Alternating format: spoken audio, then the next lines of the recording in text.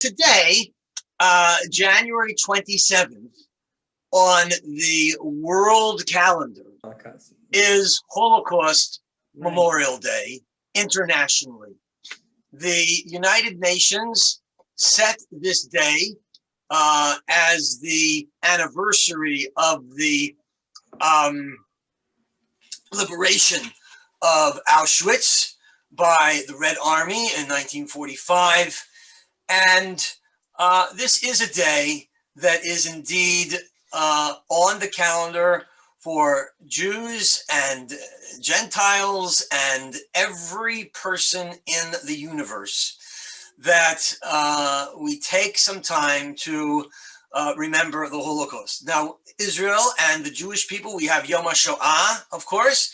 And I was talking with the cantor earlier that I feel, gee, how come the world had to have a different day than the Jewish people have a day for this day? But okay, that's how we live in this world. And I think that in honor of this day, I'd like to take a moment of silence, and I'm going to light a candle in memory of the 6 million Jews and the 12 or 13 million people who were murdered in the Holocaust. A light is a symbol of strength, of energy, of brightness. And as we remember the horrors of the Holocaust, may our lights light the world, and may the memory of all of those that we remember this day be a blessing. And may we learn from the past so that this will never, ever happen again. Let's say together, Amen. Amen. So we are here for Tu B'Shvat in this world of Zooming. I had the opportunity to take our Haggadah and tweak it and change it.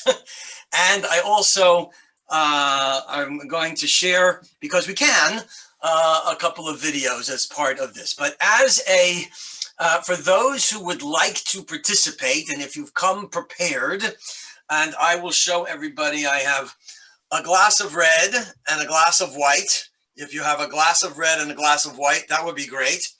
And if you have two empty cups, that would also be great, because we have to do some mixing. So you need one glass of red, one glass of white, and two empty glasses. And that's for the wine. And I'm going to show you, let's see if you can see. Yes, you can see. Okay. This is my plate of those fruit that have an exterior, but you eat the interior, and the exterior is hard. And we'll be talking about that in a moment. And, oh wait, you're on the wrong plate. Hold on. And this is my plate of those things that have a hard inside and a soft outside. And this is my plate of those things that you can totally eat them all together. And as we do every year, we're also going, if you have some cake, so we can say yet another bracha. Today, Tu B'Shvat is an opportunity to connect with Israel, to connect with nature, to connect with the lessons that we can learn from the nature of our world. I'm going to say that the Tu B'Shvat Seder was created by the Kabbalists in Sfat, the mystics, and is Paul? I saw Paul's name here before. I did. I'm here. I'm just off camera. Oh, there you are. Okay. I'm here, but my camera's not on. Okay, there you are. Okay. And for those of you who don't know, Paul has put Kabbalah on the agenda of our synagogue, meeting every Tuesday at noon, and fascinating conversations. And today's Haggadah and today's Tu B'Shvat Seder is going to be extremely connected to some mystical traditions. And I see, I'm looking right at Ellen, who is right in the center of my screen. There are a number of things that are also in the Haggadah that were taken from Ellen's article, I think from last year. And Tu B'Shvat is a very, very important day in Ellen's life. And I hope that as we go through this Seder, that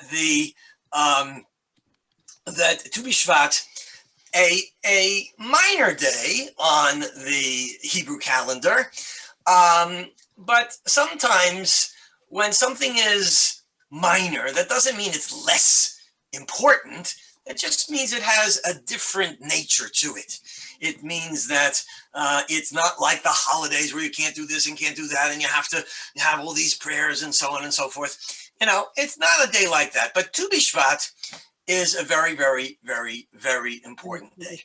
So the first thing that we're going to do is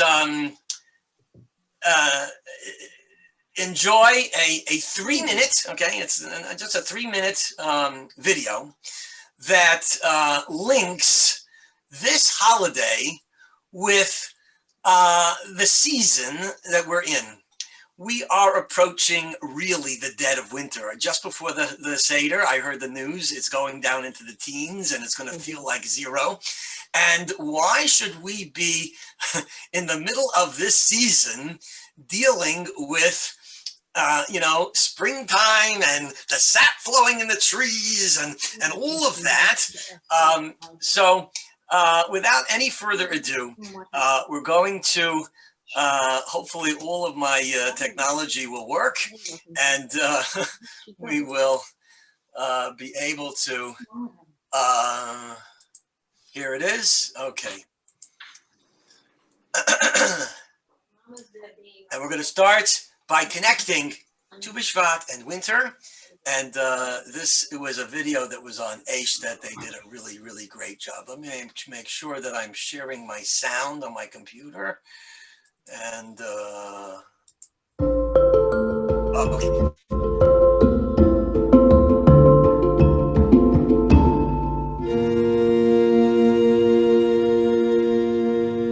If I were to ask you which season of the year would you compare to old age, I think you'd say winter. Winter reminds us of the chill of rapidly receding years and our ultimate departure from this world. Winter snow covers the world with a white and aging beard. In every language, winter symbolizes old age. Every language, that is, except one. In Hebrew, the word for winter, choref, can also mean the hidden flourishing of youth into maturity. As it says in the book of Job, as it was in the days of my winter. Now, winter here means dormant vigor. How is it that winter can symbolize the bursting forth of life? On the 15th of the Hebrew month of Shvat, a new year begins. Tu B'Shvat, the 15th of Shvat, is the new year for trees. What, you'll ask me, do trees need a New Year's Day for? And why specifically is that New Year's Day the 15th of Shvat? Tu B'Shvat is in the middle of the winter. Everything outside seems frozen and lifeless. Hidden from sight, however, something is happening to the trees. Under the frozen bark, at the very core of the trees, the sap is beginning to rise. Everything looks the same as yesterday. Everything seems unchanged, but inexorably, new life is starting to flourish. You can look at winter in one of two ways. You can look at it as the death of the autumn, or you can look at it as the birth of spring. The same is true of life itself.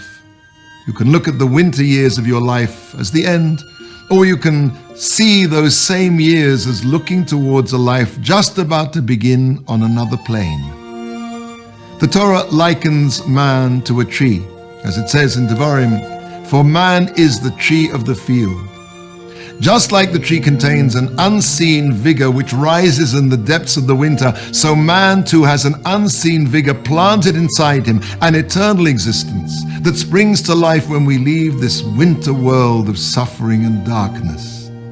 As we say in the blessing after reading the Torah, Chaye olam nata b'sochenu, eternal life you have planted within us. Now, the allusion to planting is not merely poetic. Just as with a seed, when you plant it, it doesn't grow, it starts to decompose. And only when that seed has virtually vanished, the plant then starts to grow. So too, the eternal life planted within us is released when we leave this physical world. When we celebrate Tu B'Shvat, we're not just celebrating the New Year for trees. We're celebrating our own renaissance, our own rebirth. That's the hidden message of Tu B'Shvat, the day that we celebrate new life rising in the tree that is man.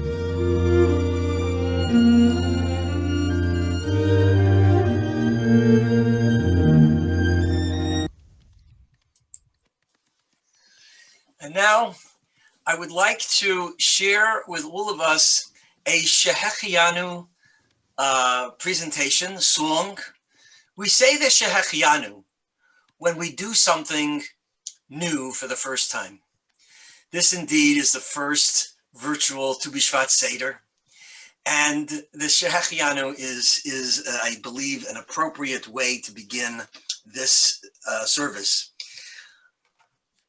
There is a Tu B'Shvat Seder that was posted on Safaria, and it included this Shehechianu. And I played it, and then I looked to see who were these people. These are Christian theological students, and they have learned the Hebrew, and they have embraced this blessing as a blessing to give thanks for life. And first I saw this and I thought it was some, a cappella Jewish group. And then I watched it with the cantor and we said, let's take a look and see who are these people.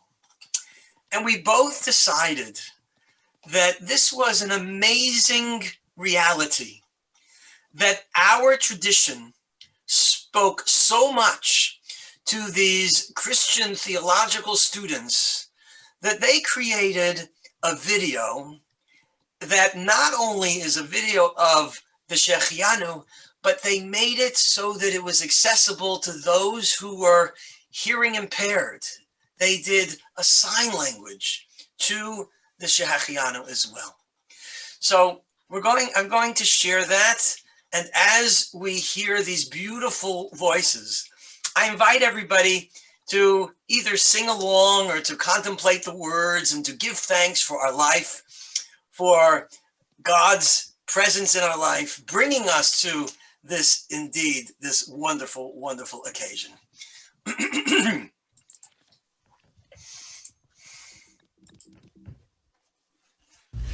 Baruch atah Adonai Eloheinu melech haolam sheheanu v'kiyamanu v'hiyanu lazman hazeh. Amen.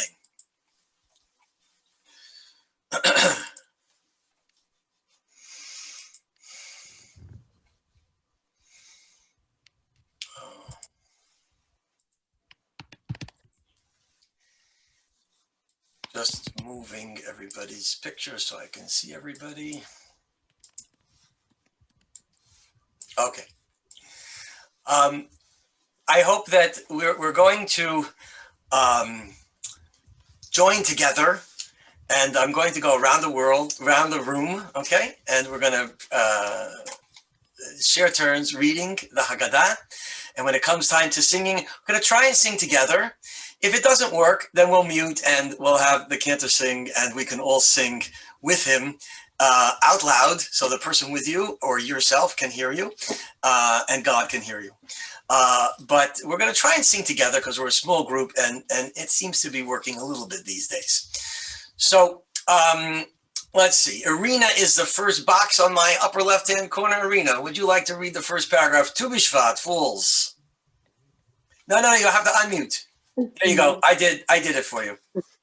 Tu B'Shvat falls in late January or early February. In many parts of the world, the ground is snow-covered and birds have flown off to warmer spots. In Israel, however, where the holiday began more than 2,000 years ago, the winter rains have tapered off and the sap that brings food to the limbs of the tree starts to rise. Buds appear and the land takes on a springtime glow. As nature comes to life, it feels like a new year. Nina, you are next. Hey, thank you, Rabbi. The Kabbalists. Yes, the Kabbalists, a group of Jewish mystics living in Israel in the 16th century, created a Seder for Tu B'Shvat. They gathered in the evening around a beautiful table decorated with sweet-smelling flowers and lovely candles. Long into the night, they sang I can't read that word. I know there's a miss. They sang and ate. They sang beautifully and ate. Together, we gather as they did to study, sing, and celebrate the great miracle of trees. How good it is that we have come together. Let us all join together as we sing words from the Psalms. Hinei matov umanayim. Hinei matov umanayim. Shevet achim yachad. Hinei matov umanayim. Shevet achim yachad. Hinei matov. La la la la la la la la. Hinei matov, hinei matov. Ya la la la la la la. Hinei matov umanayim. Shevet achim yachad. Hinei matov umanayim. Shevet achim yachad. Well, that wasn't so bad. I don't know what it sounded like on your end, but I sort of like that. Okay. So we're going to start with the first cup of wine for those who are participating with wine and fruit and all kinds of things. Let's see. Erwin, tell us about the first cup of wine. We begin our Seder for Tu B'Shvat, as we begin all holiday celebrations, with the drinking of wine or grape juice. Before the Seder is over, we will drink 4 cups. Each cup reminds us of a season in Israel. The first cup is entirely white wine or juice, reminding us of winter, when nature is asleep. The earth is barren, sometimes snow-covered, awaiting the rebirth of spring. Okay, and let's see, Deb, continue underneath where it says Seder place, according to the Kabbalistic tradition. According to the Kabbalist tradition, our world is comprised of 4 worlds. Each of these worlds is associated with one of the 4 seasons. The first world, the world of Asiya, is the world of tangible physicality and associated with winter. In winter, the ground is frozen, but we know it contains the life of the spirit below. The white wine or juice we drink in recognition of the world of Asiya symbolizes the winter's pale light and winter's snow. Let's all, those who have wine, please raise your wine cup as we join together. Baruch atah Adonai Eloheinu melech haolam borei pri hagafen.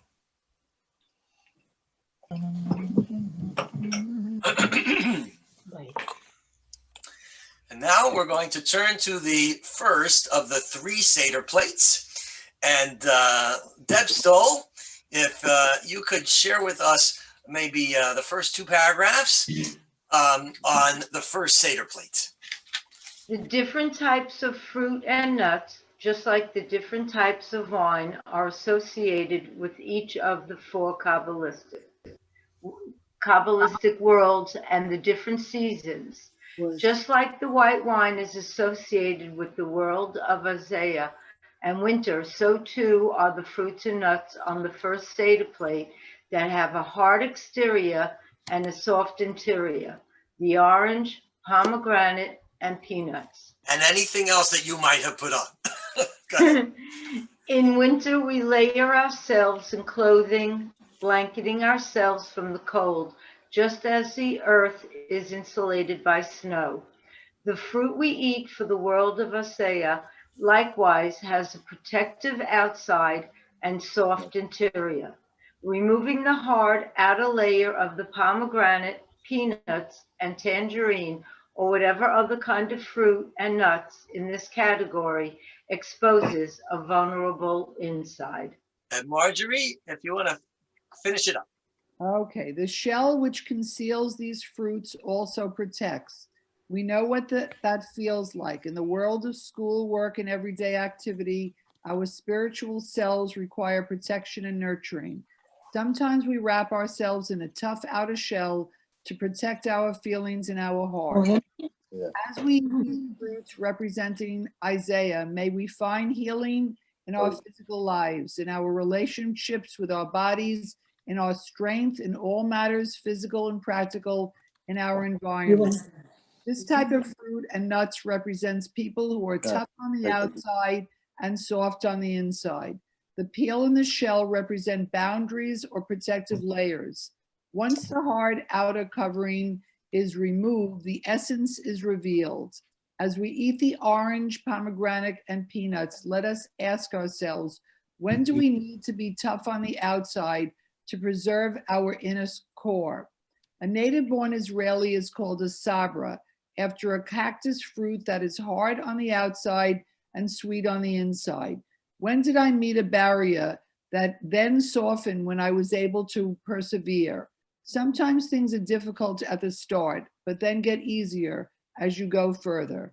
Who would have ever known that in the natural things of the world, we have so many lessons, and this is the world that God created, a world that with all of these different kinds of fruits, that this Seder will help us to understand so much indeed about ourselves. We're going to say the blessing for fruit that grows on trees. We join together at the top of the page. Baruch atah Adonai Eloheinu melech haolam borei peri ha'etz. And those who have some of the fruit, we invite you to take a few moments to eat. I purposely got a pomegranate, and I really never get pomegranates, but I cut it. It was hard to cut the outside, and I scooped it out, and you can eat the entire inside. So, l'chaim. And while we're eating, for those who are eating, if anybody wishes to make a comment about some of the things that we just said, or we have a few moments to to schmooze, and then we will continue. And if those who are drinking wine, if you drank your whole white glass, then you need to fill up another glass with white, or use the white that's left over, so that we can put some red into the white. The two Debbies and I don't need an excuse. I'm drinking water, so I will. Okay. Debbie. And while we're I'm eating, chugging, don't judge me. while we're eating, I'm eating these peanuts, and I'm thinking about, it's some work to get to the fruit inside, and sometimes we have these outer shells and got to get through them, and as we eat these kinds of fruits, I purposely have them on the table in their natural state. So you got to work, to open up that orange. It's difficult to get to the inside. But we're going to get to the inside. I'm going to eat a little bit of that, and then we're going to move on. Okay. So I had peanuts, pomegranate, and an orange. And now. Why do we think that peanuts are soft on the inside? Because you can totally consume them. There's no pit. And once you open the peanut, you can eat the inside in its entirety.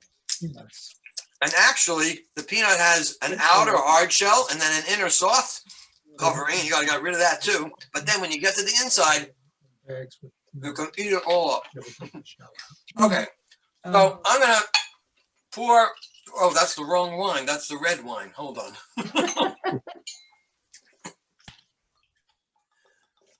We have white, right? And I'm going to take a little bit of the red, and you should watch it change just a little bit. It becomes rosé. Okay. I didn't know how much of it is. Did you see that? I'll take a. Okay. Very nice. So now I've got some homemade rosé, and we're going to start with the second cup of wine. So Stanley. Yeah. I'll read the first two. You'll take the wider paragraphs. Okay. The second cup is darker. In Israel, as spring approaches, the sun's rays begin to thaw the frozen earth.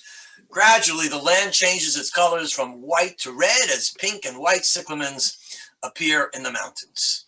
So, the second of our worlds, according to Kabbalah, is the world. Oh wait, sorry. Oy, oy, oy. Testing me. Sorry. It doesn't work like the. Wait, hold on. Second cup of wine. Okay, here it is. But I got to make it big. Okay. Hold on. I'm sorry. Where is it? View. Full screen. Okay, there you go. Go ahead. Second of our worlds, according to Kabbalah, is the world of Yetzirah. The world that is associated with spring is a world of change, emotion, and transformation. In this world, we turn clay into bricks, iron into plows, words into poetry. In this sphere, we celebrate creative power, both ours and God's. We celebrate change and creativity, flux and flow. To symbolize this world, we drink white wine or juice with a dash of red. This gradual deepening of color parallels the reawakening of colors in nature as the sun brings the earth back to life. In spring, the sun's rays begin to thaw the frozen earth, and the first flowers appear on the hillsides. As we drink the second cup of wine or juice, white with a dash of red, may we, like flowers, blossom and reach toward our full potential. Okay, let's say the blessing together. Baruch atah Adonai Eloheinu melech haolam borei pri hagafen. Okay. Okay, l'chaim. L'chaim. Well, this is a Seder, and we all know that Seders have questions, and this Seder has 4 questions. So let's see. Ellen, you are next on my screen. There's 2 on this page, and there's 2 on the next page. So how about if you share with us all the questions, and then we'll begin to answer them. Okay. Why is this day different from all other days? Other New Year celebrations honor events and people. Why does this New Year honor trees? On other days, we eat many kinds of foods. Why do we especially eat fruits which grow in Israel? On other days, we take trees and fruit for granted. Why today do we think about conserving and sharing? And number 4, in many parts of the world, it is wintry and cold. Why today do we speak of planting? As we answer these questions, we'll learn about the holiday that we have come to celebrate. Questioning is part of being Jewish. We always have to ask. Yes, okay. So, whoops, that's 2. It went, and how do we go backwards? There you go. I did it. Okay, you click right. Right goes backwards, left goes forwards. Okay. So Ellen, how about if you start to answer the first question? Why do we have a New Year just for trees? Certain mitzvot in the Torah make it very important to know the age of trees. The Torah requires farmers to give a tithe, 1/10 of all crops grown during a given year, to the priests of the Holy Temple. Tu B'Shvat marked the beginning of the year for tithing trees. The Torah also says that we may not eat the fruit of a tree until the 4th year after it has been planted. Tu B'Shvat figures into this calculation as well. In addition to these practical reasons for celebrating the birthday of trees, Tu B'Shvat celebrates the Jewish people's love of trees. In the Talmud, we learn that when a new baby was born, the parents planted a cedar tree for a boy and a cypress tree for a girl. The children cared for their trees, and when they grew up and were ready to be married, branches from the 2 trees were used to make the pillars of the chuppah, the marriage canopy. By planting trees, people show they believed in a future for their Children who would grow up enjoying the fruit, shade, breeze, and beauty provided by the trees. Okay, so Tu B'Shvat is the day to determine how old the tree is and what year, very much like we have tax day, Stanley, right? Everything that happens before January 1st is on the year, to the year end. Everything that happens after is part of the next tax year.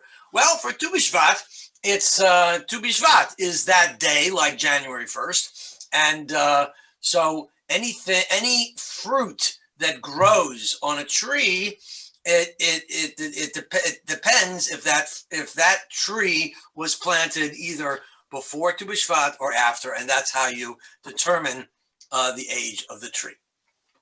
Okay, Eileen Baker, why today do we especially eat fruits that grow in Israel? Wait, you're mute. Destroyed. And the Jews were forced to leave the land of Israel. The original purpose of Tu B'Shvat was lost. The laws of planting and tithing crops did not apply outside of Israel, but the holiday was preserved as a symbol of the love of the Jewish people for their land. It became a custom to eat fruits that grow in the Holy Land: almonds, dates, olives, figs, carob, and pomegranates. The Kabbalists created a formal Tu B'Shvat celebration modeled after the Passover Seder.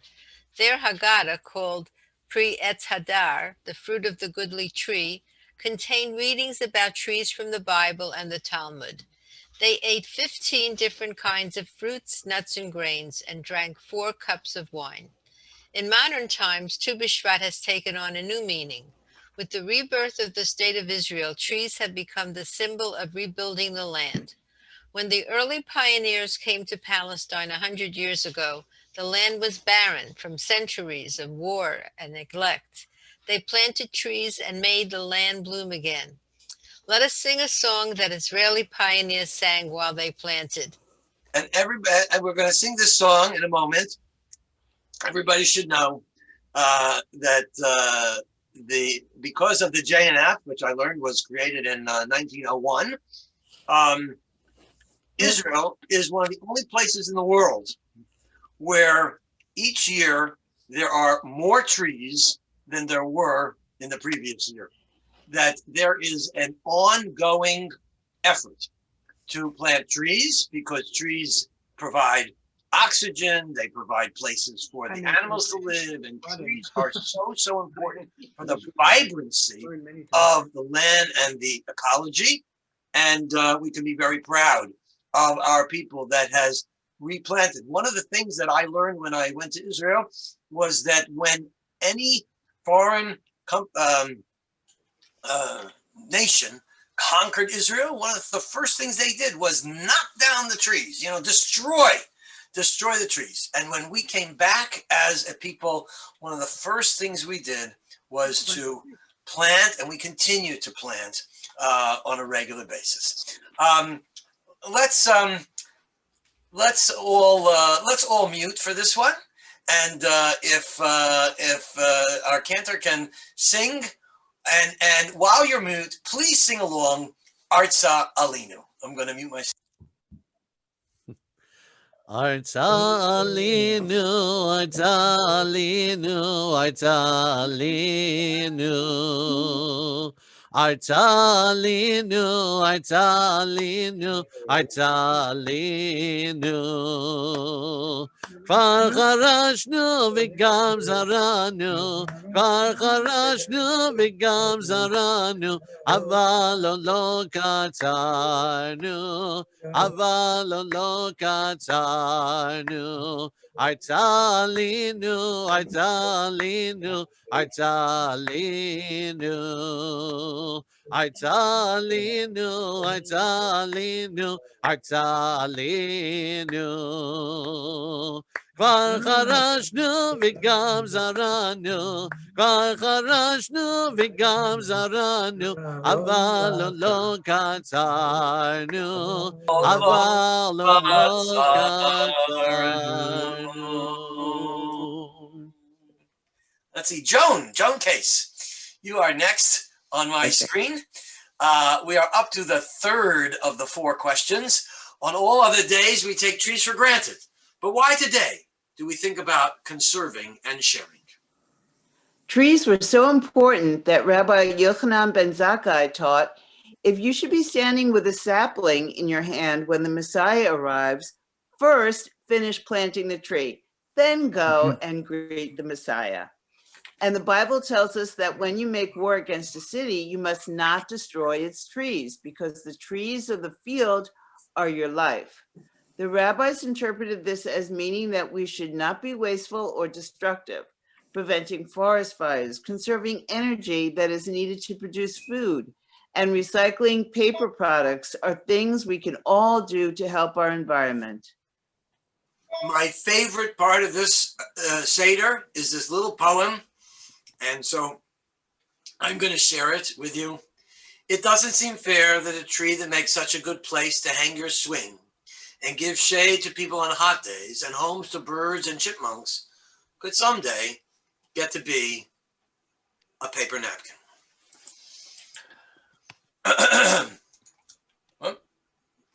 Okay. We're going to continue with some Kabbalistic thought, and I'm going to call on, let's see, Debbie, you read already. You want to read again? You can read it. You're the next on my schedule, so Okay. Go ahead. Debbie Sossman. Throughout history, the Jewish people have cared about those who are hungry. That's true. The laws of the Torah required farmers to leave the corners of their wheat, grape, and olive fields uncut. Harvesters would not pick up any stalks they had forgotten or dropped. These leftovers were reserved for the poor and the stranger to gather and eat. The rabbis called the Torah Eitz Chaim, the tree of life. Do these laws help explain why? Keep going. Go on. The tzaddik, a religious person, is often compared to the erizet or cedar tree. The cedar grows straight, and so does a righteous person. The cedar's shape extends a great distance, just as a righteous person's good deeds help many others. There is a Tu B'Shvat custom of making ma'otz pero, money to needy families so they can buy fruit. We pass a tzedakah box around the table to collect coins from ma'otz perot and plant trees in Israel. As we participate in the mitzvah of tzedakah, let us sing together. Hey, we're going to sing. Those who would like to make a donation to the JNF, I encourage you to do so and to make that part of your Tu B'Shvat experience. Keter Shron, if you'd like to lead us in Tzadik Katamar Yifrach, and I'm going to mute again. Tzadik Katamar Yifrach, Yifrach, Tzadik Katamar Yifrach, Tzadik Katamar Yifrach, Yifrach, Tzadik Katamar Yifrach, Ki Eres Balvanon Yiske, Ki Eres Balvanon Yiske, Ki Eres Balvanon Yiske, Yiske. Ki eres balvanon yiske, ki eres balvanon yiske, ki eres balvanon yiske, yiske. One more time. Tzadik Katamar Yifrach, Yifrach, Tzadik Katamar Yifrach, Tzadik Katamar Yifrach, Yifrach, Tzadik Katamar Yifrach, ki erez balvanon yizke, ki erez balvanon yizke, ki erez balvanon yizke yizke, ki erez balvanon yizke, ki erez balvanon yizke, ki erez balvanon yizke yizke. Well, we are ready for the third cup. I did a good job. I have my rosé is now gone. Go for it. And now we're going to take a red glass, okay, and take some white and put it into the red. It doesn't really do very much. Oh, that made it a little lighter. Okay. At least I got white Moscato, so it's making it bubbly a little bit. Okay, so let's see. Elaine, you are next. Elaine Burke, if you can unmute. Yeah. As the summer arrives, the land of Israel becomes bright red. Tulips and red poppies burst forth and bloom. The ground becomes soft. The farmer turns over the earth and drops in the seeds. Water, sunshine, time combine to create new life. Elaine, if you'll share with us these two paragraphs, and then we will drink from the third cup of wine.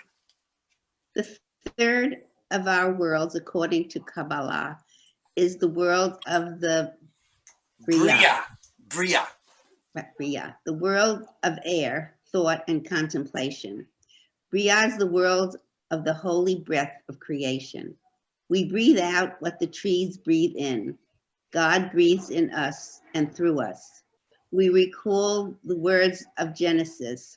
Adonai formed a human form from the dust of the earth and blew into its nostrils the breath of life.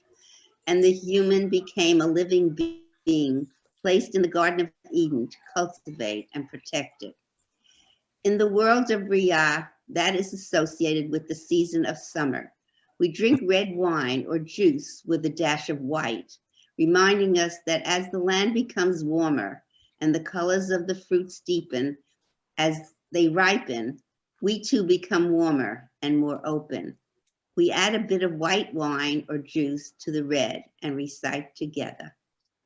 Baruch atah Adonai Eloheinu melech haolam, borei Ha'olam.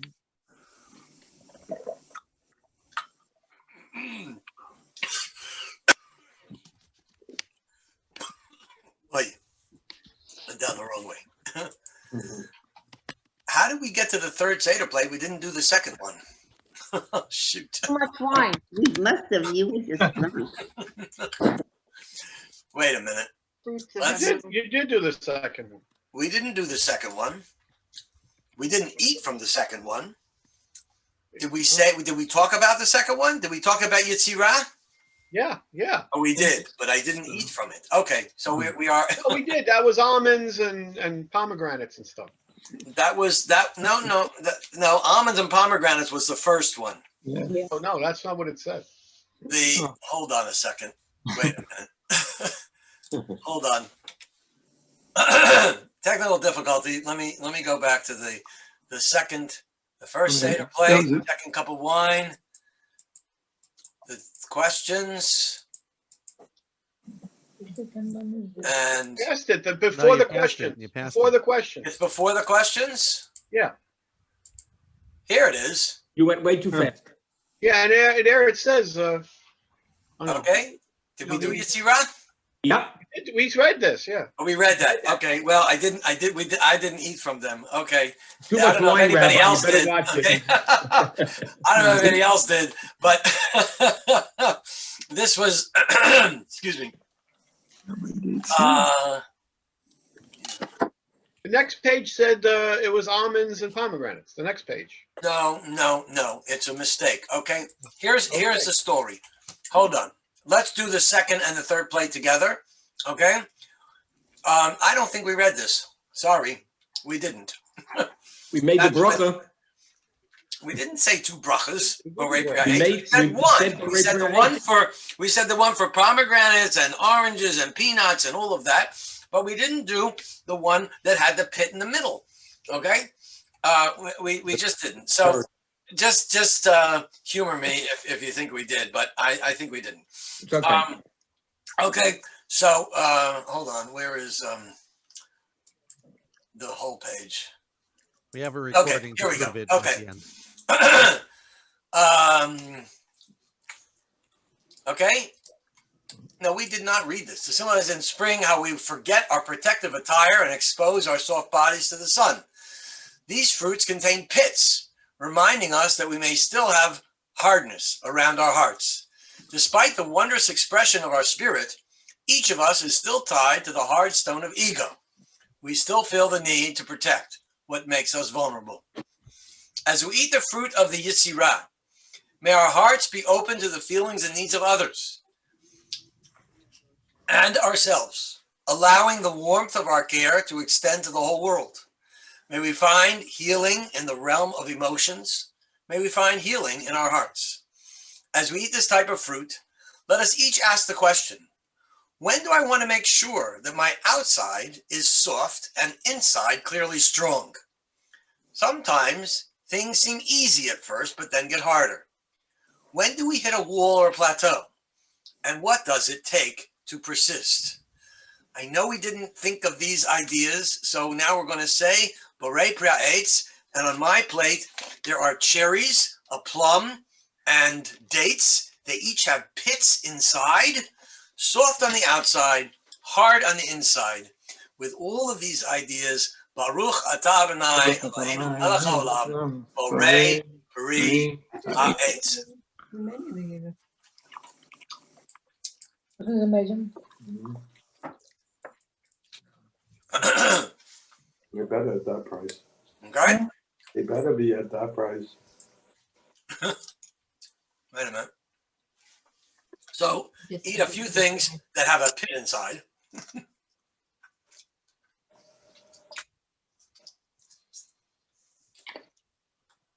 The miracle that you could get cherries in the dead of winter.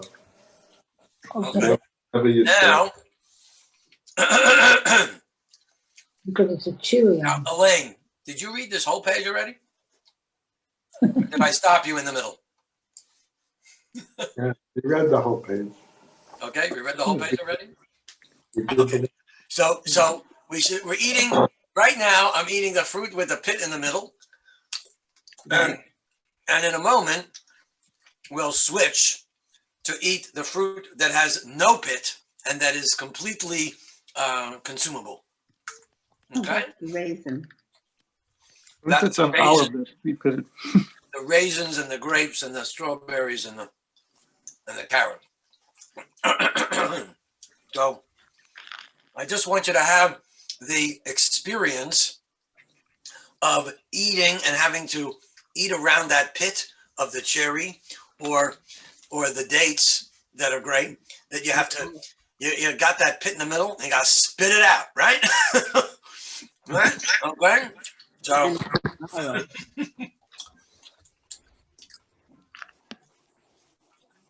okay, so I had that experience, and now we're going to eat from the third Seder plate, which is totally consumable, and for that I have grapes and strawberries and blueberries and raisins, and we invite you to have that experience of just totally being at one with this fruit.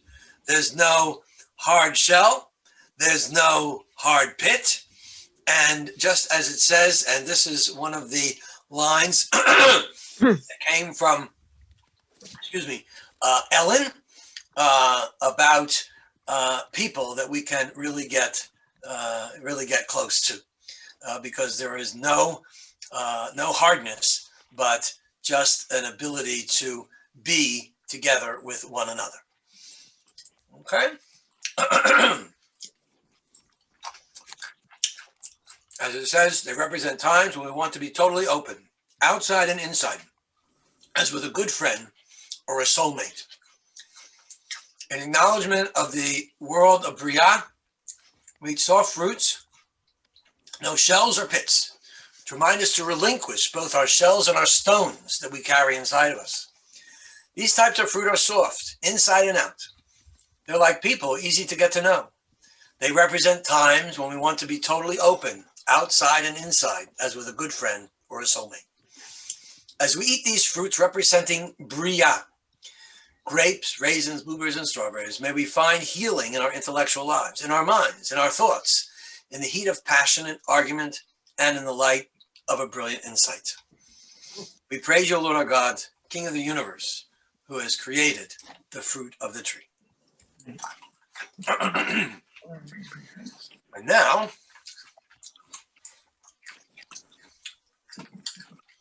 let's see.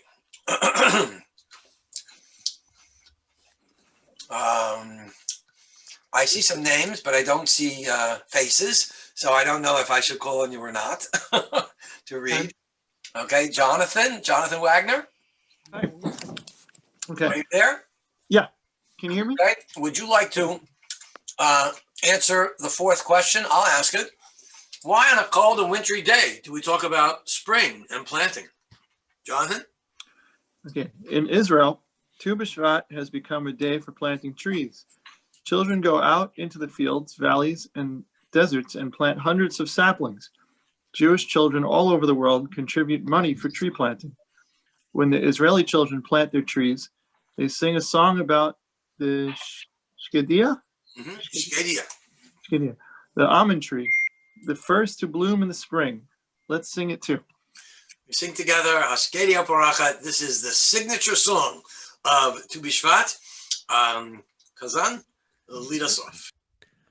השקדיה פורחת ושמש גם זורחת, ציפורים על ראש כל גג, מבשרות את בו החג. ט"ו בשבט הגיע, חג האילנות. ט"ו בשבט הגיע, חג האילנות. One more time. השקדיה פורחת, השמש גם זורחת, ציפורים על ראש כל גג, מבשרות את בו החג. ט"ו בשבט הגיע, חג האילנות. ט"ו בשבט הגיע, חג האילנות. And have Tu B'Shvat without that song. And now we're up to the fourth cup of wine. And Paul Zacher, would you like to tell us about the world of Atzilut? Because the fourth cup is all about Atzilut. Okay. Do I read our fourth cup part? You can do that if you like. Now, our fourth cup of wine is all red. Summer ends. The trees are filled with blossoming flowers, and the crops are growing tall as we reach autumn, the season of the harvest. The fourth of our worlds, according to Kabbalah, is the world of Atzilut, essence and spirit. It is associated with the season of fall. This is the world of that which is intangible. To represent Atzilut, we drink deep red wine or juice. The pure red liquid represents the full bloom of nature before the cold winter. In this world, we know what is and what we can feel what is, even though we cannot physically touch it. As we drink the fourth cup of pure red wine or juice, may we feel the essence of life and become strong, like healthy trees, with solid roots in the ground and with our arms open to the love that surrounds us. We take a cup of red wine or juice and recite together. Baruch atah Adonai Eloheinu melech haolam borei pri hagafen.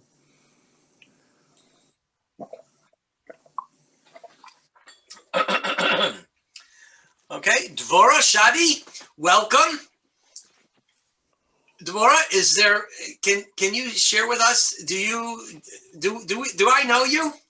Hi, no, thank you so much for having me. Actually, it's me and my son here, Naftali. Hello. We recently moved into the neighborhood, and Marjorie actually invited me to this very special event. So I'm very happy that we were able to join you. I'm so glad to have you. Brucha haba, welcome. Thank you. And How old is your little boy?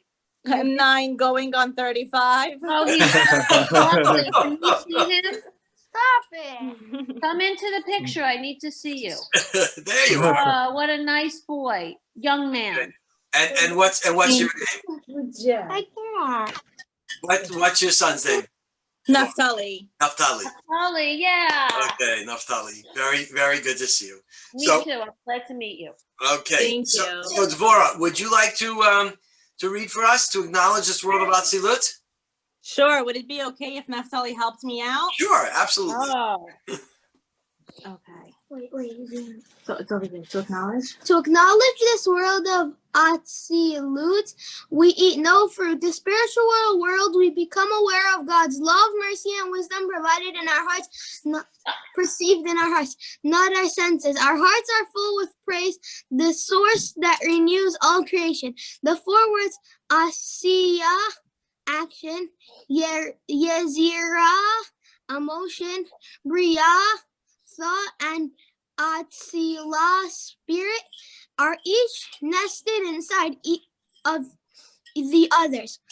We live in all four realms at once. Sometimes we have hard shells like the nuts and fruit of Asiya. Sometimes we have a rock inside us like a pit and fruits of Yetzirah. Sometimes we are soft all the way through like the fruit of Bria, and sometimes we are so connected with the Holy One of blessing that we melt beyond our bodies altogether, living in Atzilut.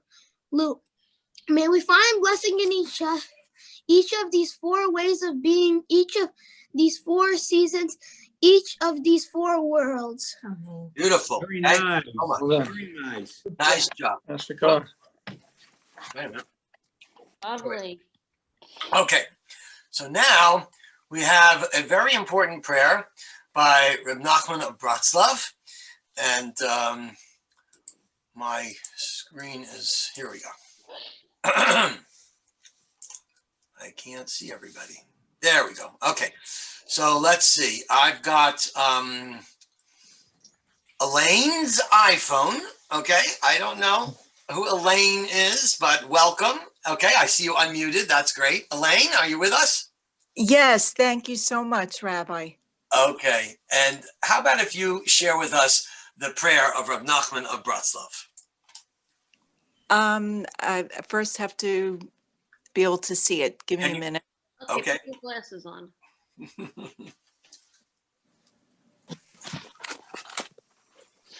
Okay, it's a little tricky on the phone, but I'll do the best I can. Okay. Master of the universe, grant me the ability to be alone. May it be my custom to go outdoors each day among the trees and grass, among all growing things, and there may I be alone and enter into prayer to talk with the one to whom I belong. May I express there everything in my heart, and may all the foliage of the field, all grasses, trees, and plants, awake at my coming to send the powers of the spirit of all growing things, which are made as one by then transcendent source. May I then pour, I'm having to slide this back and forth, so Okay. that's why it's taking Doing so a long. great job. Pour out the words of my heart before your presence like water, O Lord, and lift up my hands to you in worship on my behalf and that of my children. May it be your will, O God of our ancestors, that through our eating of the fruits you have created, the trees be filled with the glory of their ability to renew themselves for new blossoming from the start of the year to the end. So may our lives too be renewed and filled with goodness, blessings, and peace.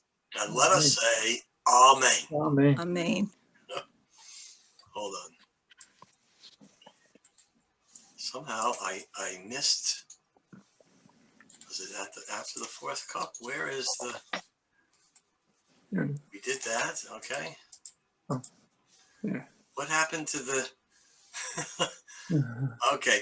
Well, there was a page where I had put a little thing about Eli Cohen, and we're going to hear a little bit of a story.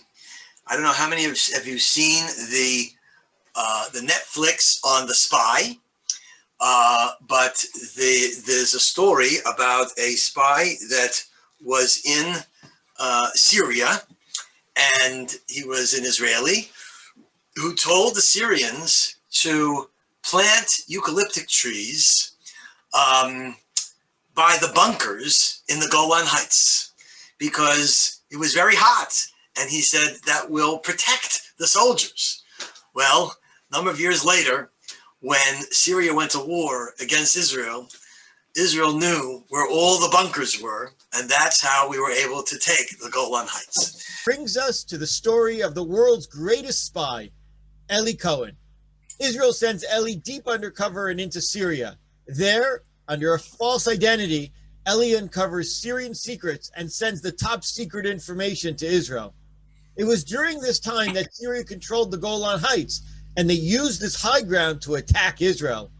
One day, super spy Eli Cohen gets to see the Syrian positions overlooking Israel on the Golan. The sun is hot, and Eli is schwitzing, sweating badly, and so are the Syrian soldiers in the bunkers. A light bulb goes off in Eli's brilliant mind as he has a bright idea. He suggests to the Syrians that they plant trees, specifically eucalyptus trees, near all the Syrian positions on the Golan, so the Syrians will have some shade from the hot sun. The suggestion is immediately adopted, and all the Syrian positions get eucalyptus trees planted right next to the bunkers.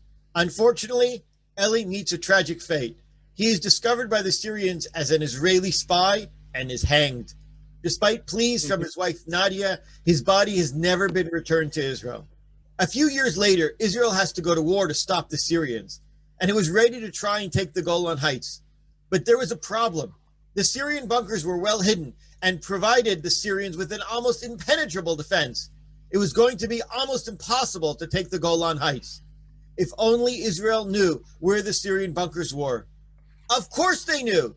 They remembered what super spy Eli Cohen had said. They looked for the eucalyptus trees and they found each one of the bunkers and stopped Syria. The Jewish people are so indebted to Eli Cohen. And of course, to the eucalyptus trees that gave away the Syrian positions. Wow, what an MVT, most valuable tree. I'll see you again soon as we continue our celebration of Tu B'Shvat and the incredible trees of Israel. Tu B'Shvat Sameach. It's a wonderful, wonderful story. And if anybody has ever gone to the Golan Heights, you can still see these beautiful eucalyptus trees. And they are right on top of the bunkers. And it was a brilliant plan and a very important story that is told during the Tu B'Shvat Seder.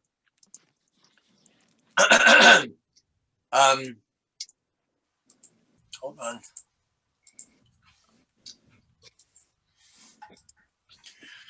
It's now time. We've had 3 kinds of fruit and 4 kinds of wine. We've gone through the 4 seasons and the 4 different worlds. And now we can have our cake and eat it too.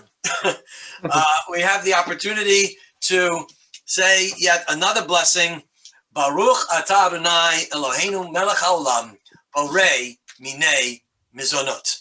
If you have a piece of cake or something else, I invite you to enjoy.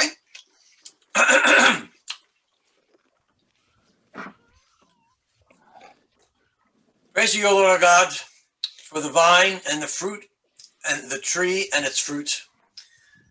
May it be your will that the trees whose fruit we have eaten be blessed and will be filled with the strength to flourish and grow during the coming year for goodness and for blessing, for life and for peace. In every seed, there is the promise of a new and vital plant. And so it is with every child. Each young life holds the promise of a new generation. I'm going to end this Seder like we end the Seder on Pesach, although it's not written there, But this says, L'shana tova uvracha pri utnuva. May the year be fruitful and be blessed. But we can also say, L'shana haba bi Yerushalayim. Next year, may we be in Yerushalayim and have the experience that I had one year of arriving in Israel the day before Tu B'Shvat and seeing the shkedia, the almond tree, blooming and making this amazing experience that I grew up with really come to light. L'shana haba b'Yerushalayim, L'shana haba b'Yerushalayim, Shana haba b'Yerushalayim, L'shana haba b'Yerushalayim habnuya.